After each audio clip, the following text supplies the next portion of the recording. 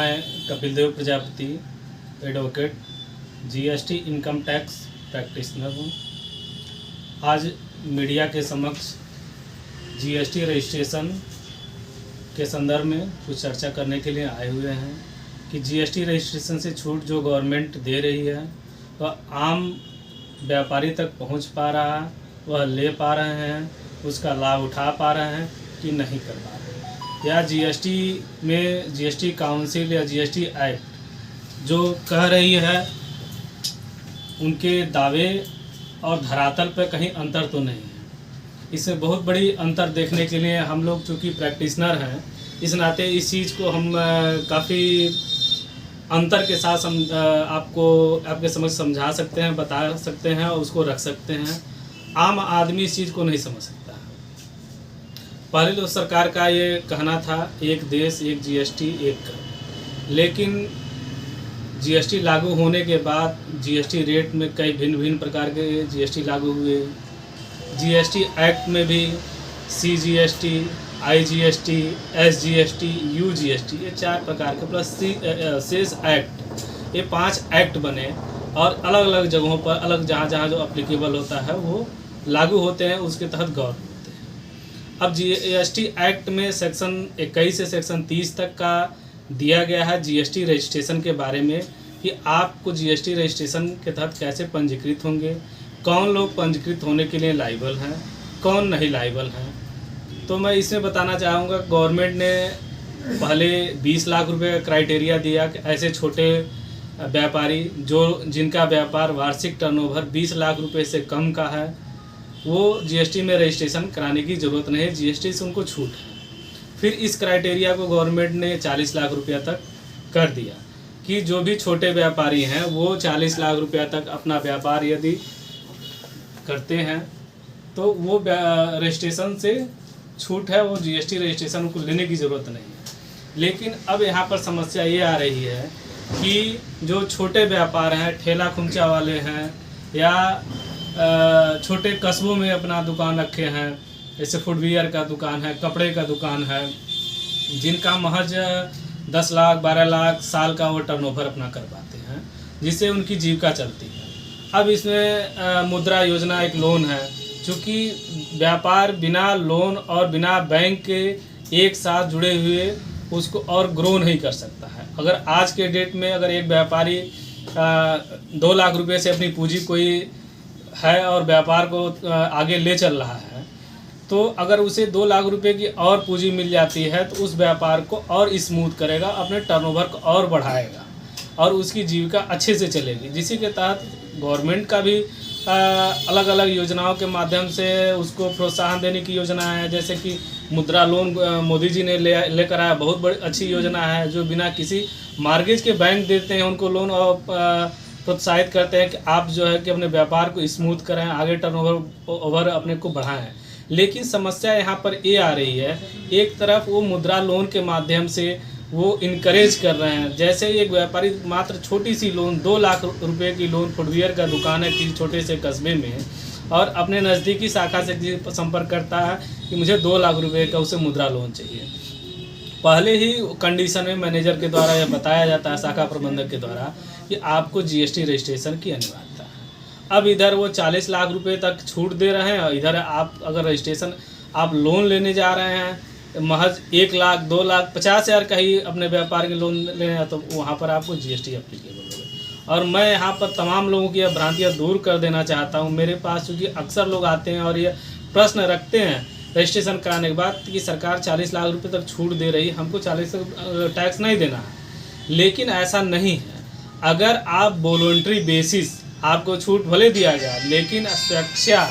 आप रजिस्ट्रेशन ले लेते हैं वॉलंटरी बेसिस पर, तो वह सारे आपके ऊपर नियम लागू होंगे जो एक टैक्स पेयर के रूप में बनाए गए हैं। आपको अगर समाधान योजना में हैं और ट्रेडिंग का व्यापार करते हैं 1% के हिसाब से आपको कर देना होगा। अगर रेगुलर के व्यापारी हैं, समाधान योजना से बाहर हैं, तो मुनाफे के हिस्से का आपको टैक्स देना है। तो आप जैसे ही रजिस्ट्रेशन लेते हैं जीएसटी के लिए एप्लीकेबल हैं। यानी इधर सरकार आपको छूट दे रही, इनकरेज कर रही है कि आप मुद्रा लोन में से प्रोत्साहन लेकर अपने व्यापार को करें, और जैसे ही आप लोन के लिए अप्लीकेबल होते हैं या बैंक से कंसल्ट करते हैं, बैंक में जाते हैं, तो जीएसटी के साथ आपको जोड़ दिया जाता है। भले आपका टर्नओवर 10 लाख है तो आपको उधर आप जीएसटी से जो छूट के लाभ ले रहे थे उधर वंचित हो जाते हैं। आपको जीएसटी रजिस्ट्रेशन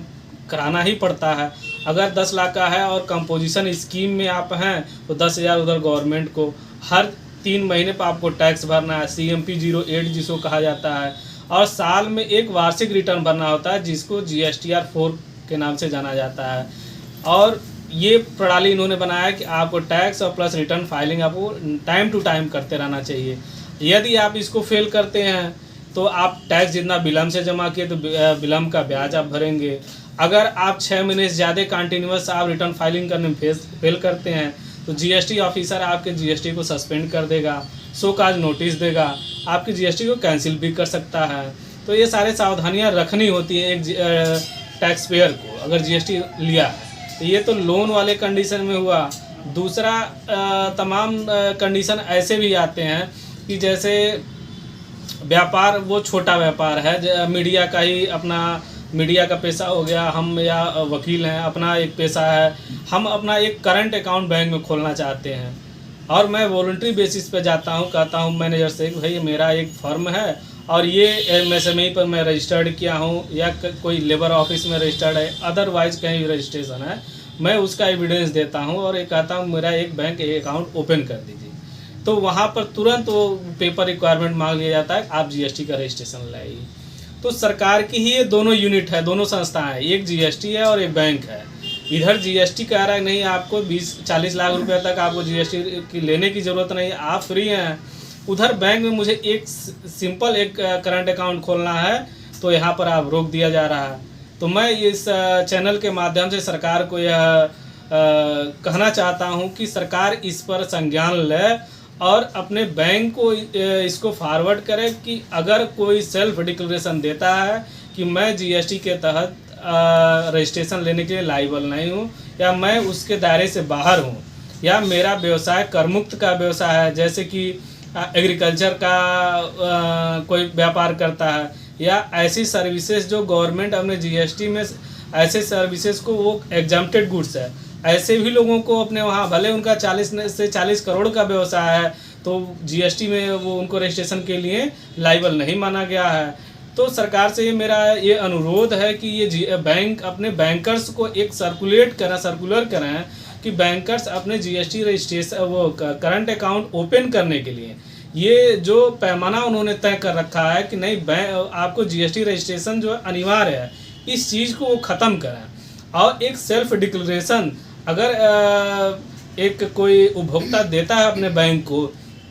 कि मेरा व्यापार करमुक्त का व्यापार है और यह जीएसटी के तहत हम करमुक्त हैं, या मेरा व्यापार जो है कि वो 40 लाख के टर्नओवर से कम का है, जीएसटी के दायरे में हम नहीं आते, इसमें पंजीयन नहीं लिए हैं, तो ये ज़बरदस्ती का बैंक के द्वारा रजिस्ट्रेशन न कराया जाए। क्योंकि व्यापारी का एक रजिस्ट्रेशन कराने से तुरंत वो जीएसटी के सारे रूल एंड रेगुलेशन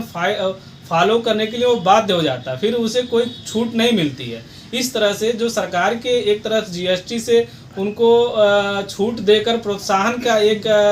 रणनीति अपनाई गई है कि इस जीएसटी से छोटे व्यापारी आहत न हो और उनको फाइलिंग की, टैक्स की, तमाम सारी चीज़ों की कागज पत्र रख रखाव की समस्या न हो, वो अपने जीविका को चला सके। ऐसे चीज़ों से वो एक आम व्यापारी या आम उपभोक्ता वंचित हो जा रहा है। तो सरकार इस चीज़ पर ध्यान दें और बैंकों को सर्कुलेट करें कि ऐसे प्रोफेशनल या ऐसे व्यापारी यदि बैंक में जाते हैं खाते खोलने के लिए जो चालू खाता है तो उनके ऊपर दबाव न बनाया जाए कि आप जीएसटी में रजिस्ट्रेशन करवा के आएँ। यदि अप्लीकेबल है तो देन आप उसको करिए, लेकिन सेल्फ डिक्लेरेशन यदि देते हैं तो उसको कंसीडर किया जाए कि हम सेल्फ डिक्लेरेशन दे रहे हैं, हम जीएसटी के दायरे में नहीं आते या जीएसटी में रजिस्ट्रेशन के लिए हम अप्लीकेबल नहीं हैं, तो उसको मान्यता दी जाए। जिस प्रकार ये जीएसटी की जो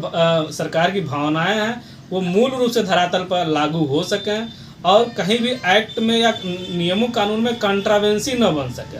विरोधाभास न करे। ये कानून यहाँ आपको दे रहे हैं कि नहीं आप ठीक है जीएसटी में रजिस्ट्रेशन कराने के लिए स्वतंत्र हैं, न आप न कराएं कोई दिक्कत नहीं है, आप उन्हें व्यापार कराएं। दूसरी तरफ एक बैंक खाते में एक छोटा सा अकाउंट ओपन करना है तो इनका बैंक जो सरकारी बैंक है वो तो मना कर दे नहीं, मुझे जीएसटी रजिस्ट्रेशन कंपलसरी है। तो ये सारी चीज़ें हैं, मैं इसी के साथ अपनी बात समाप्त